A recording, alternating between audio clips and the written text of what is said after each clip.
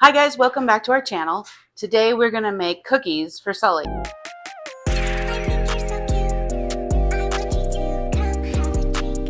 It's his training treats. Oh, I just got his attention. He heard the words. He's coming around the corner and he is coming to me and looking at me all cute. Today we're going to make what I make is a homemade cookie. Can you see his face? Normally I don't let him up here, but that was cute. Okay. Today we're going to make homemade cookies or treats that are for Sullivan. It's a dog biscuit. And the reason I make them is because I just find that Sullivan's stomach is a lot more level and balanced, and we don't have to deal with the stinky stuff that happens when they have the wrong things on the airplanes or other transport. Or for instance, we just went to a movie and watched a movie, and we don't need him feeling uncomfortable, and we don't need him making everyone else around him feeling uncomfortable. So today we are going to make a modified version of the recipe I found online a long time ago for dog biscuits or treats. So first of all, we're going to get the ingredients out. Okay, so now that I've got all the ingredients in place, I'm going to read them off to you so you can see what they are. First of all, you're going to need 2.5 cups of flour. So I have a little bit of flour left in here. That'll work for what we need today. I always do things kind of as an ish. So if it says 2.5, but the batter looks too runny or whatever, I just add a little bit more. Then we're going to add 3/4 cup of powdered dry milk, which I have here, and 1/2 cup vegetable oil. And instead of vegetable oil in our family, we don't really use vegetable oil at all. We'll use tallow or other things. Sully specifically really likes it when I make it with the peanut oil, so that's what we're going to make it with. And then we're going to do 2 tablespoons of brown sugar. Now, I don't know about you, but my brown sugar in my house likes to set up and get hard. And so what I've done here is I've heated up the really hard chunks of brown sugar with a little bit of water on it. And that's made it so that it's a little bit more malleable. And now we can measure out what we need out of it, and then I'll figure out if I'm keeping the rest. But typically, this stuff lasts forever. You just got to keep adding to it.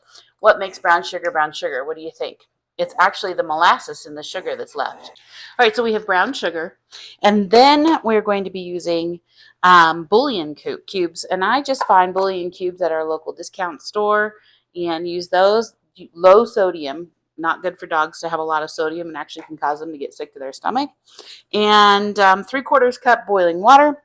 1/2 cup. Carrots are optional. I don't use vegetables for my dog, so he will not be getting carrot. And then 1 egg minimally. Sometimes the batter's too dry, I'll add another egg. So this is what we're going to do. We're going to get started here. Since it's going to take a minute for the water to boil, I'm going to go ahead and get it going on the stove here so that it's running while we are getting everything else put together.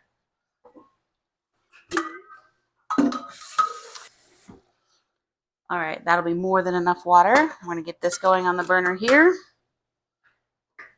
Always making sure you're only turning on the burner that you're using so that if you're sitting stuff on here, you don't catch things on fire, which would be scary and irritating.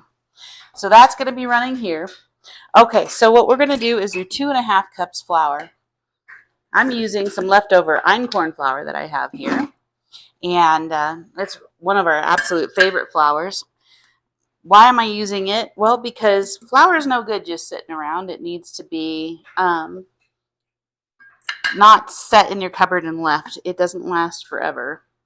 2. That's 1 cup. 3. This is ish, you guys. 4. And if you don't know me very well, I can explain to you, but my kids know this is a miracle. I'm reaching in the flour jar because usually I have to freeze the flour to be able to touch it, because it is one of those things like touching flour for me is like touching your nails on a chalkboard. And I've been trying to work on that for a long time, but it hasn't necessarily gotten better. Okay, so we've got 2.5 cups of flour. Now we're going to do 3/4 cups of dry milk. I love these gallon jars. I buy them in boxes of like 2 to 4 at a time online, and I just absolutely appreciate how much they hold and that they're sealed, because when we travel, you guys know we travel a lot. We do a lot of different things. We're in lots of different places. I don't want stuff to go bad. So I don't like to leave it in their original packaging in their boxes or bags. Let's see. So 3/4 cup. So 1, 2, 3. Now, if you're an at-home mom and you're homeschooling, don't miss the opportunity to let your kids count out everything. This is where they learn fractions in real life. This is something that I always did with my kids. All right, so I'm going to go ahead and whisk the powdered milk and the flour together just with a fork. I love this fork. I'll show you. It's a fun old fork. It's got a fun swish design on it with some hearts. It was my grandmother's, my dad's mom. And it's nice to kind of have a piece of her with me when I'm doing stuff like this. And I was lucky enough to get a bunch of her kitchen stuff. So anyway, we're going to get the milk, the powdered milk, and the flour well mixed together, combined. And then we're going to add the 1/2 cup of what the recipe calls for is vegetable oil, but I'm going to actually add peanut oil. So this is here. This is why I kept this 1/2 cup. I knew there was a 1/2 cup coming along here. We're just going to load this sucker in.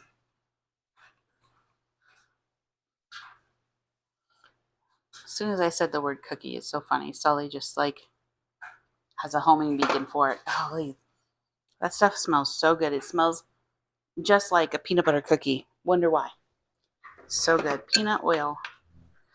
I love that stuff. Okay, now I can discard this. And again, flour.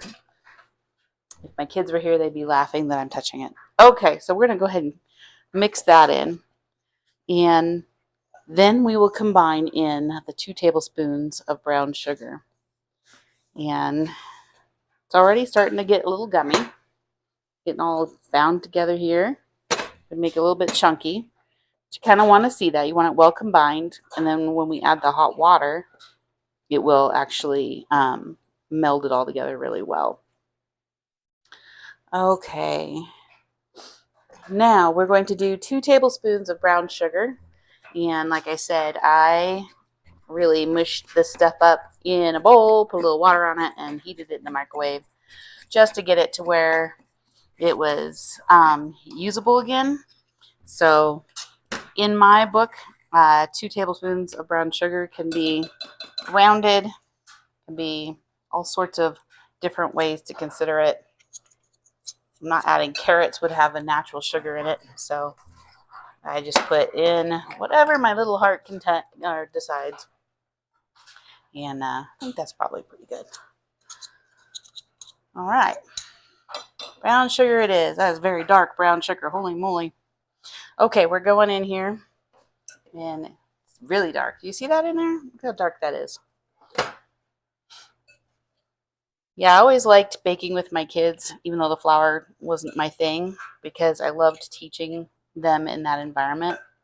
My oldest, she just didn't want to do baking or cooking at all for the longest time. And then she started doing it, and she's really good at it. She does sourdough starters and all sorts of fun things. So, and then my youngest, Mercedes, when she was little, wanted to bake all the time and all the way through her school years. And she loved baking for people that she cared for and guys she liked and all that kind of stuff. And in recent years, she's just not been as much of a baker of sweets, but she's gotten really good. Both of them have gotten really good at cooking. So whoever gets them as a wife are going to be pretty blessed. All right, so then we're going to add the bouillon cubes. We're going to dissolve it in the 3/4 cup of water.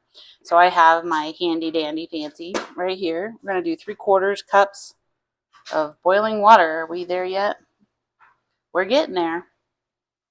And then after that, we'll add the egg. The reason you don't want to add an egg when you're adding the boiling water is it'll just cook the egg right away and it'll be like a scrambled egg separate from your dough. So we're going to add the boiling water, stir it in, let it cool, and then add the egg in. While we're waiting for the water to boil, we're going to go ahead and add the 2 bouillon cubes into this handy dandy measuring cup that I have here. and we're going to prepare them to get dissolved in the 3/4 cup boiling water. Bouillon cubes is kind of like an old-fashioned thing, but you really can use them for all sorts of stuff. Very versatile. It's, in my opinion, better than broth in a bottle or a can because it's more shelf stable, in my opinion. Of course, I'm not like the hoity-toity, well-educated cooking kind of person, but this is just life experience talking. I've got a lot of that.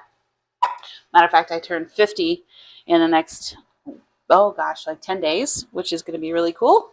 I'm looking forward to it. I'm not a person that likes to have a big fuss over it, but I get to see my kids, and I get to spend time with my parents and my family and my amazing husband, and those are the things that I treasure the most, so I'm really looking forward to that. Okay, now the pot is starting to sound like it's getting ready to boil. Let's give it a minute to get going. Hi, Sully. Are you looking to see what I'm making? You smell it, don't you? All right. Well, Sullivan's up here. He's telling me he smells the cookies. I don't know if you could see him because the pot is in the way. Here, I'll move it temporarily. We want it to boil, but he can smell his cookies. He knows what I'm making. And this also means for him that he knows that something's coming up. And we do have a flight tomorrow. We're going on another adventure for work. And looking forward to that. And Sully gets to go with us on the airplane. If you have questions about what it's like to have your service dog travel with you, or just basic questions about taking care of your service animal, you're welcome to leave them in the comments below. I'd love to hear from you guys. Our channel is slowly and steadily growing. We're very excited because we're almost to 400 subscribers. And what's cool is that means that we have made almost, I think, 400 videos. And that's a lot when you're running several businesses and raising a family and all that. And we really kicked it in about 2 years ago when Madeline and I decided, well, it's time to kick this into high gear. Because we were looking for something to do that would help us to be still connected with each other and to have something to look forward to. All right, it sounds like it's, let's see if it, yeah, starting to bubble. I think we can get away with that. I'm going to go ahead and turn it off. We're going to get 3/4 cup of water that's hot here. There's 1, 2, 3. And if I made it too wet, it'll be fine, because what we'll do is we will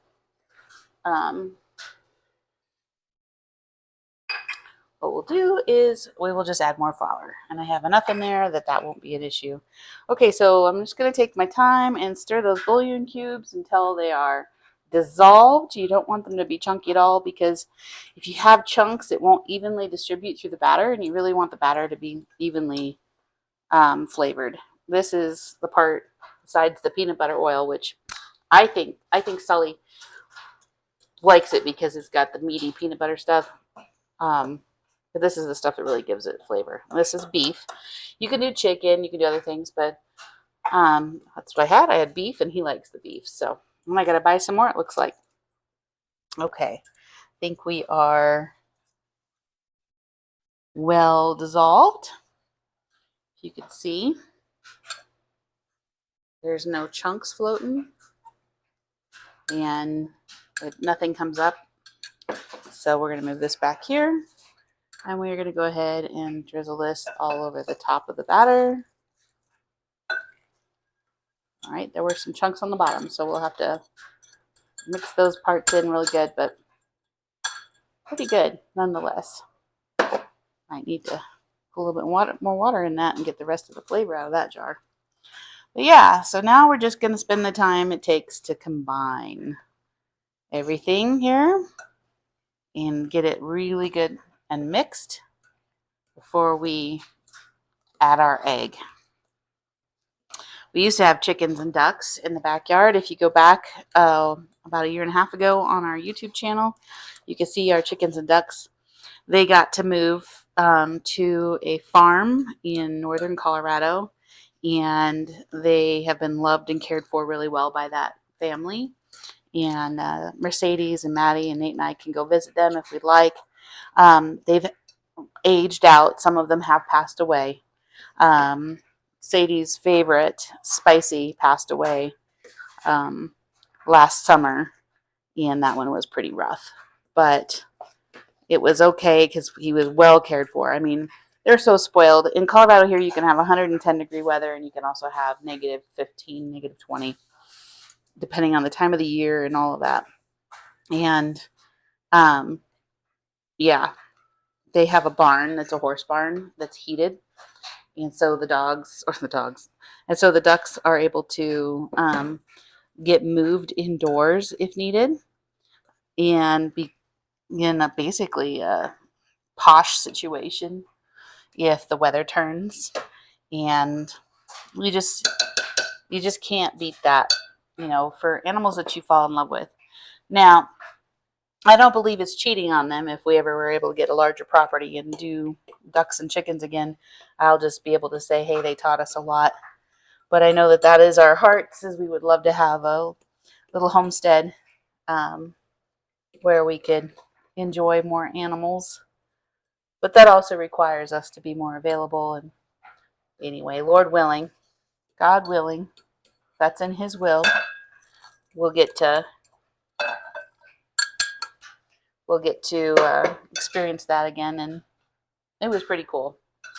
I would highly recommend it. If you're on the fence about doing birds or any kind of farm, as long as you have the ability to invest in the time it takes and take care of them properly and are willing to learn those things, I highly recommend it. Okay, I'm going to grab the egg.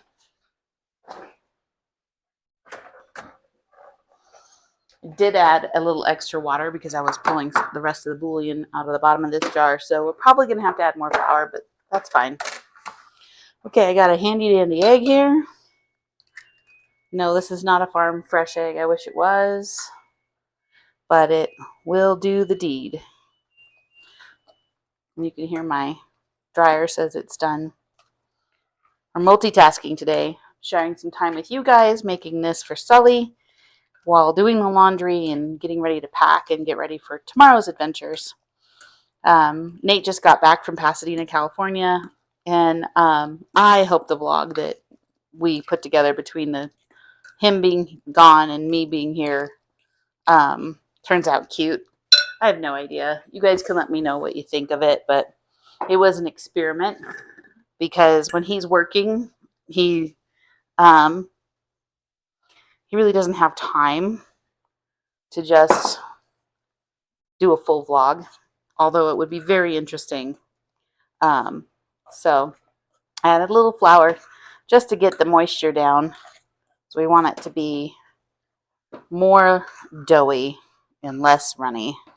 And that's looking more better. When I say more better, it makes me laugh because my grandpa, my dad's dad, his name was Lee. He went by Lee. His first name was Oliver. He liked to say more better to his grandkids. That's more better. And he was a kick. He was a real kick.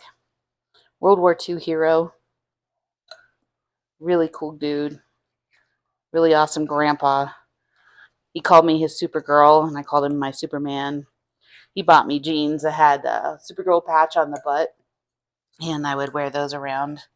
And he'd put me on the swing he had on my grandmother actually had him put, it was a disc about like this big, a hole through the middle that he made, and they hung it in their tree, and it was our disc swing, and he would make me go real high, and I really enjoyed that. Okay, so the dough is fully incorporated except for the stuff on the bottom here. We'll get that. So what we're going to do is preheat the oven. The oven needs to be preheated to 300 degrees Fahrenheit. While we're waiting for that, this is where we're going to get a little gooey. Some people would choose to roll this out and turn it into cookie shapes. And I do have a dog biscuit shape. It's fun, but Sullivan doesn't care.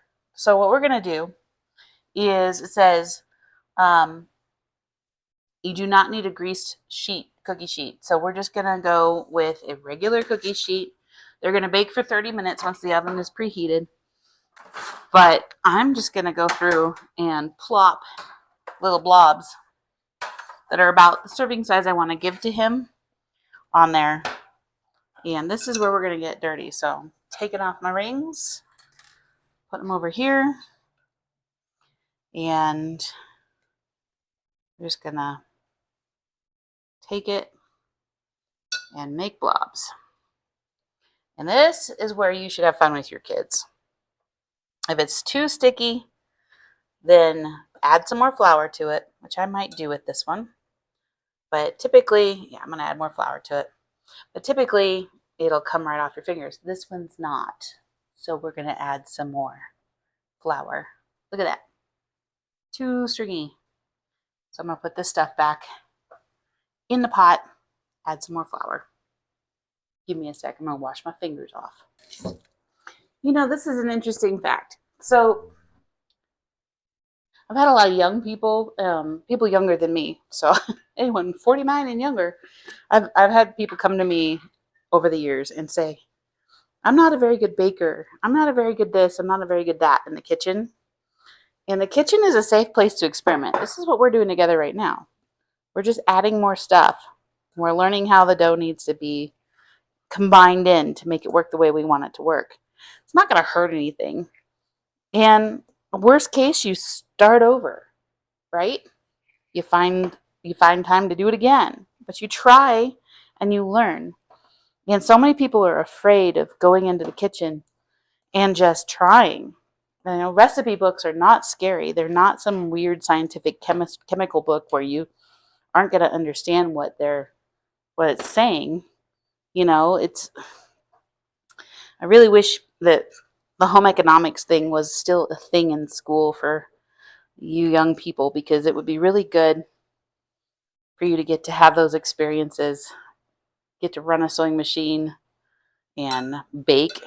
Like, that's just, I mean, baking at the very least. You need to know how to make the bread. What happens if you get in a situation where you can't afford something and you need to make something? How are you going to learn to make it if you haven't been taught? So there's a lot of opportunities for you. You can get online, learn on YouTube, you know, learn all the stuff, but don't be afraid. Look up a recipe and try it. Get the ingredients, and then if you find that you're working outside the bounds of the what the recipe says, and you're adding stuff to it because you like the flavor more, so what? As long as you fully cook your meat, you're going to be fine. And you can look up, what does it take to cook meat all the way? What does it look like? How does it act? What does it feel like? Like, I know when chicken's done just because of the way that it looks. Not everybody knows that because they haven't been around it that much. But I have had my fair share with chicken and eggs and beef, lots of beef. My husband is a full-time carnivore, and he eats strictly beef. Very rarely does he eat outside of that. No vegetables, no fruit, no sugar, just water, coffee from time to time, and beef. But if you're a person who has never cooked before and you're afraid, don't be afraid. Just try it. One way you could do it is start with a box of mac and cheese. And once you figure that out, go, oh, well, I'd like to have chorizo mac and cheese or a sausage mac and cheese. And then find the meat that you want to put in it, or chicken or whatever, and learn how to cook it, and then combine it. And oh my gosh, you've got a unique dish that you just created. Now, obviously, there's certain things that go well together and certain things that don't, but you'll figure that out. You don't need to be told. You know, you're going to know what you like to eat and what you don't. And anyway, that's how I taught my kids. If you're around a bunch of spices, what I usually do is hold the spices over the pot and smell the spice. And if it smells good together, it's probably the spice I'm going to add to it. Not because I don't know from my experience what that spice is like, because it just helps you understand what's going to do to that dish if you're actually oven's ready, if you're actually smelling it. Anyway, that's just me trying to encourage you guys. Don't be afraid to cook. It won't hurt you. If you screw up a few times, nobody's going to care. And if they do care, well, that's on them. That's their problem. But yeah, give it a try. Don't be afraid. Life's full of adventures that way. You have to start with small things so that you can do the big things, right? Yeah. So, okay, the oven's beeped. I am making various sizes. I'm just plopping them on here. I added a whole bunch more flours, probably another almost half cup of flour. But it's also because I don't have carrots in here. I don't have another thickener in here, like, solid item in here. And I try to keep these small, like the size of a marble, maybe a little bit bigger than a standard marble. Because when I do a treat for Sully, what I usually do is I take it and I break it up in pieces and I give him like a third at a time. And they work really well for getting through security at the airport and things like that. These are those treats that I would put in my pocket. Now, obviously, if they're really crumbly, they don't work so well in the pocket, but typically they're not too crumbly. But yeah, so this is what it looks like. We're making little balls, plopping them on the pan. We'll stick the pans in here. Probably be doing this for a while. And then when we're done, I'll show you. And then to keep them, once they're done being baked, what I do is I stick them in a cookie tin, and then I put the tin in the freezer. And then when I'm going to take him somewhere, I only pull out what I need and leave the rest in the freezer. And the reason I do that is because it is a baked good. I don't want it to go stale for him, and I don't want it to go sour. I just don't want it to pick up flavors from sitting out. So I hope this is helping you guys. Anyway, don't be afraid. It's just flour and water and egg. You can get more of those things. Even if you think you can't, you can. Because God's faithful and He's good. And you may not feel that way right now in your life, but He is. He's so good and He loves you. Even if things don't look like He does. He does. Usually it's not Him that's making you feel that way. It's all the other crap that's going on in your life or things people are doing. So don't read into it. Which is hard. Okay, so tray 1. See? They're not perfect. See, don't be perfect. You don't need to be perfect. Just be you. Way more valuable. Way more valuable. Yeah. One time, Sadie came to me and she was like, we had gone to homeschooling. And she was like, Mom, I want to color my hair crazy colors. And I was like, you know what? I want to participate in this because I don't want to miss out in your life. So we did. Boy, was that fun. Get an experiment like that. But it did destroy her hair. We didn't know as much as we should have probably going into it, but it was sure fun. And we tried it. And we learned a lot. And Maddie had colored hair for a little while. She had dark hair. She had little colored stripes in her hair. And Madeline's fun because when she started to bake and cook and stuff, she really lit up. She started taking real risks with things because her dad is a carnivore, as I mentioned. And she was trying to find things that she could make that were normal but carnivore. And she did a really good job finding all sorts of cake recipes and stuff. You'd think you couldn't make carnivore taste like dessert, but boy, she figured that out. And Sadie's always had a flair for Asian foods or different foods like that. So she's always experimented. It's just really cool to see them take risks. You guys should do it. Don't miss out. Take risks.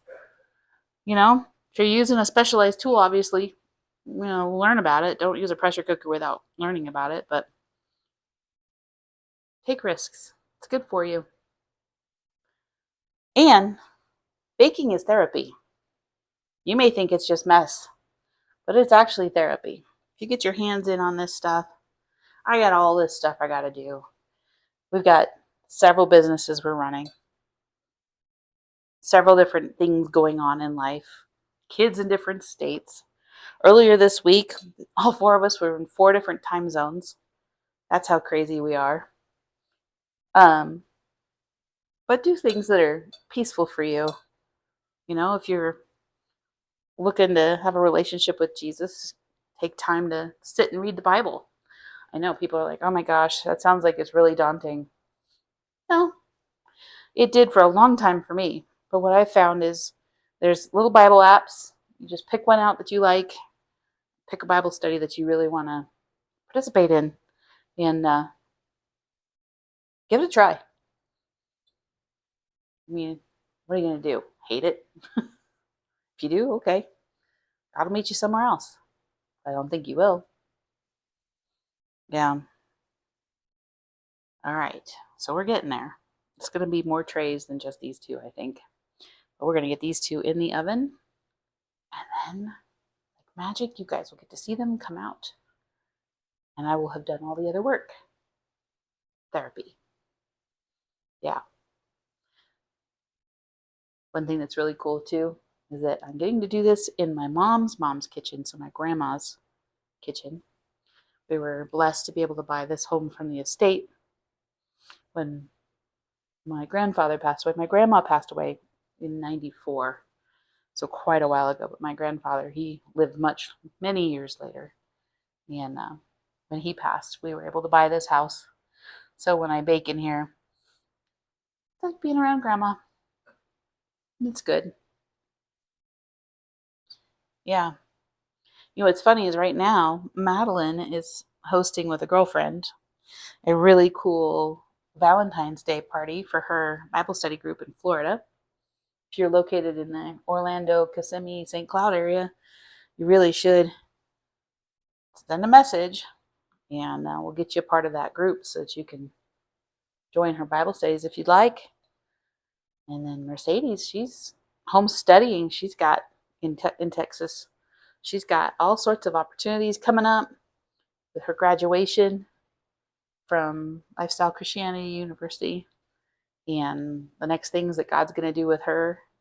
And Madeline, she's cruising with her schooling. She's doing a great job. But it's neat that they're off and they're being active and getting things done. Nate and I actually went this afternoon and watched the Melania movie, and that was really cool. Okay. We are close. We're down to like 4 more. In the spirit of the magic of the internet, you will see cookies coming out soon for the puppy. Right? Yeah. But I only have dos más. I am trying to relearn my Spanish. It's nice to be able to communicate with people that you care for. All right. Okay, I'm going to wash my hands. Why? Well, they're gooey, and I want to be able to touch the oven and not leave marks. Okay, so let's get these in the oven. I'm going to open this door, and you guys are going to see them going in, and 30 minutes later, you'll see them coming out. Here's a real quick look. They're moving along inside the oven. They're doing really well. And so we're just going to let them finish up. They've got about, what we got left on the timer here? We've got about 14 minutes and 19 seconds. So I'll show you guys. This is the cookie tin that I've been keeping them in. There's only 1 cookie left inside that whole tin. And Sully's probably going to kill it off here. So this is why we're making them today. I may actually make a larger tin full. We'll see, because it ended up filling a couple of pans. So we basically have 3 pans and a pie dish full of cookies. So That's likely going to require a larger tin than this. Sully, are you waiting with anticipation? What do you think, dude? Pacing the floor? Can't stand it? Right, Sully?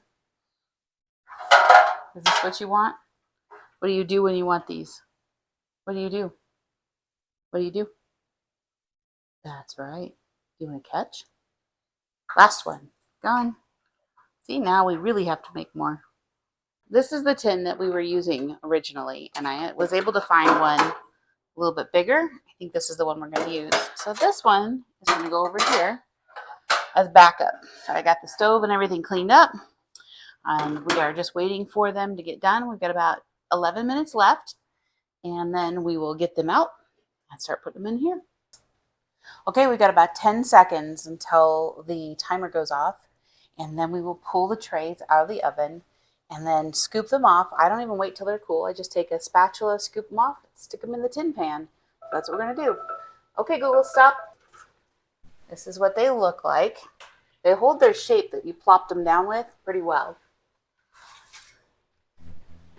Let the oven reheat a little bit, and then we'll stick the other ones in.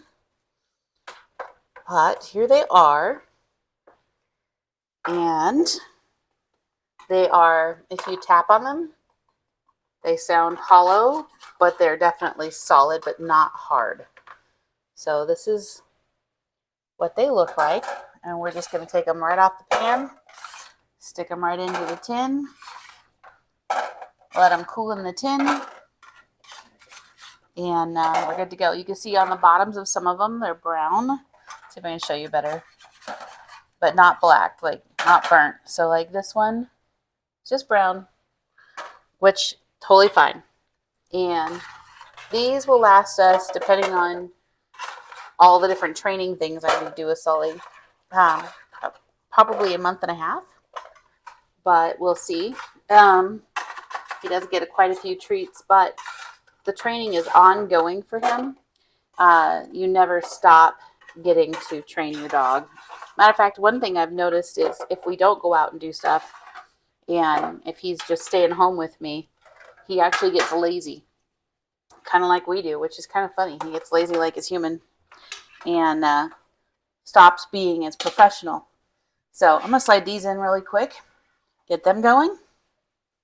Yeah, so I have to take him out and have him working on his training on the regular. Let me start my timer. Okay, Google, set timer for 30 minutes. So yeah, so he gets lazy just like I do if we don't keep his training up. It's just like anything else in life, right? So we have to make sure that we always have the treats around and opportunities, especially if we're going to get ready to go on another trip. We want to make sure we're taking him out a couple days beforehand and exposing him to working conditions for him where he's in the public so that he is behaving appropriately, paying attention really well, you know, all of that. And then inevitably, like we went to the movie theater today. First thing I did is walk in the theater and some lady wanted to pet him. And he just ignored her. He did a great job. But that comes from exposure and from time out and about. And so it's good to take your animal that you have for a service dog and make sure that they're getting that exposure, especially when you're going to do something that's stressful for you down the road. Like for me, going to the airport can be stressful at times. And I need to know that he's going to perform well. So it just settles my spirit when I know that he's had time out and about. Anyway, I'm going to finish cooking the other ones. This is going to go cool on the counter. But look at that nice full bin. By the time we're done putting the other ones in, it's a good thing we chose the bigger cookie tin. These will all cool, get nice and like totally touch it cold, and then go in the freezer. And then I will pull out a baggie and put in what I need for tomorrow's trip in the airport and carry that with me for, and they're fine for a couple, 3-4 days out of the freezer. But I won't want to leave all of them out. But yeah, if you have questions about the recipe, I'll leave the recipe details and some notes in the description of this video. But I hope that this conversation's just been something you enjoyed. I've enjoyed inviting you guys along while I cook for Sully. He's over there trying to clean up all of my crumbs. because, well, I'm messy. Thank you for joining me in our kitchen. I hope that you feel blessed, that you know how much God loves you. And I really encourage you, if you haven't already, to please remember to follow, like, and subscribe, and share if you can. And we will see you guys on the next one. God bless you guys.